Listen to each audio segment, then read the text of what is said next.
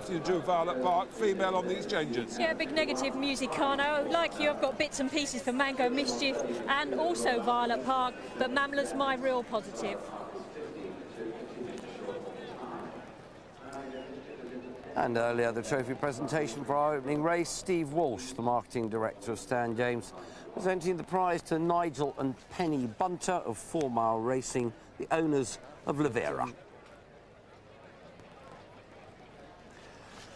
Oh, we've still got plenty of action for you this afternoon. We've got the Stan James Dahlia Stakes imminent, and then we've got the Jockey Club Stakes at 2:50 and at 3:30, the 1,000 guineas.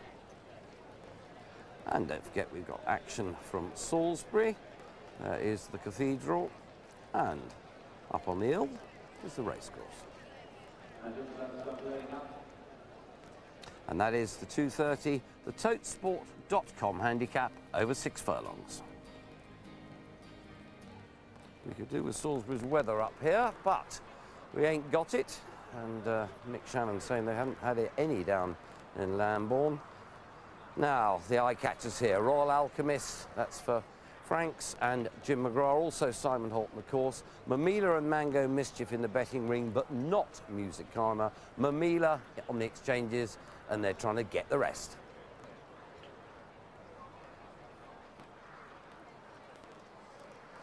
Well, Musicana owes her position at the top of the market to a good performance in the Sun Chariot here last year, but her last victory was at Sandown in the Atalanta Stakes. John, ground very much on the soft side that day, and she did the job well. Well, she stays well, and she just loves to be ridden like this, coming from off a strong pace, and she's got loads of speed. You can see she's really powerful right the way through her chest, and well, she just, as I said, never stopped improving. It was from that victory there that they decided to let her take her chance here in the Sun Chariot at the end of the season, and she ran a really good race considering she'd been on the go for some time. Violet Park just walking through there under Richard Hughes. So what are you going for in this then? I think probably Royal Alchemist. I've just got a feeling that there's no real front runner. She might be able to just get things her own way, and she's strong, so I think she'll see the race out. Whether she's quite good enough or not is open to question, but I think she's got a good attitude. And you? I have not a bet, but if you gave me a free tenner, John, which is not like you, I'd put it on Zayn Zen. Simon, are you involved? Well, rather boringly, I think I'd have to go with the favourite here, Jim. She seems to relish soft ground, and highly progressive filly last season. Good third in the Sun Chariot here in the autumn. They're lined up, and they're away. Violet Park on the near side there, just missed a beat, leaving the stalls in the hands of Richard Hughes. Doesn't look a strong early gallop with the white-faced Mango Mischief, the pink jacket handy, nose-banded Bon Nuit. On the right is Music Canna in the red cap, just slotting in behind now under Jamie Spencer. The extreme left yellow cap, Royal Alchemist. Mamela follows the front trio in the purple and green jacket. Further back by Higher Breeze in a pink cap, yellow colours Zayn Zen, and the slow starter Violet Park is held up in last place. Racing centre field.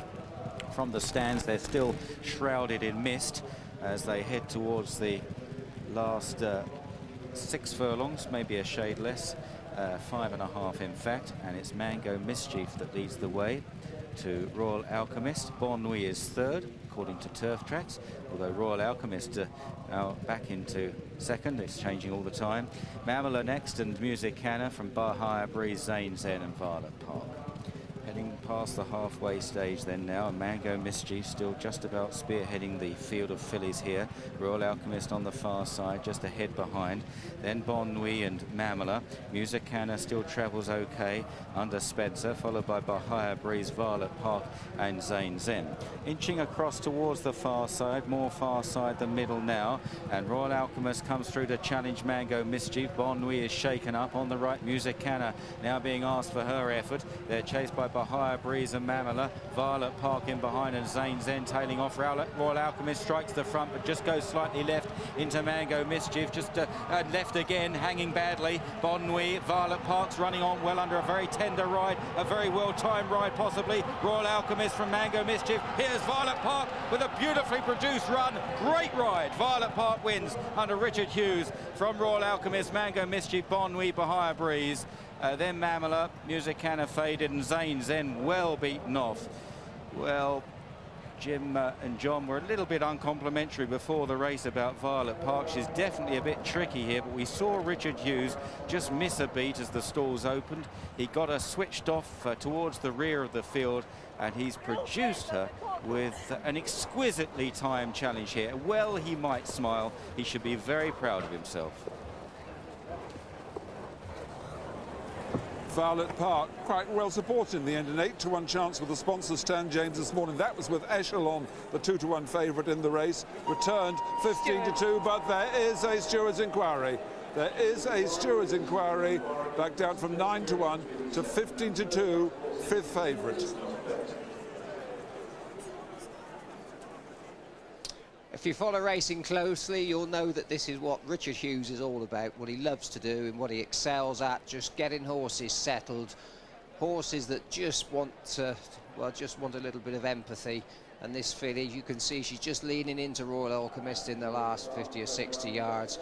But for most of that race, she didn't even know that she was meant to be doing anything, just going along. And you said, Jim, she's a bit of a character beforehand, but he's done a good job on her. He has, and some punters slagged him off at Kempton last time because it unfolded similarly, said he gave her too much to do, but when he let her down at Kempton, she hung like a snipe. Now, at the minute, the jockey with the yellow cap at Royal, that's Jimmy Fortune on Royal Alchemist, he's hung and caused some interference to his left. But as Richard Hughes' filly, as John just said, she ducks in as well, but it's minor interference. And there's not really a lot so close home Richard could have done about it. He's definitely won on merit, and I don't think the result will be changed round. Horses are rolling around in bad ground. Would you agree with that? Yeah, absolutely right. And I was surprised that Richard didn't. He's got loads of time at this point. I was surprised that he didn't pull his whip through into his other hand. There was, if anything was going to happen, it was always going to happen between him and the horse just in front. But as you said, it didn't make any difference. She's won quite nicely in the end. But the art of the riding was in knowing just how fast he was going early on. Well, Richard, that was certainly a case of kidding a little bit of a character there. Yeah, you can't cut a kidder, as they say, but no, I'm delighted for this filly because we started her, I rode her in a handicap in Linkfield, and I just got a tune over that day, and I said, from ever since she's really improved. Yeah. What about this ground? I mean, she's gone through it well enough. There was a little bit of argy-bargy in the last spell, I'm going to say. A little bit, it's probably my own fault. She slightly ducked from the camera. But the ground suits because they slow down at the end of a race, which helps her arrive there on the bridle, you know? Yeah. I mean, is it really soft out there now? Yeah, there's no good in it, that's for sure. Well done. Thank you.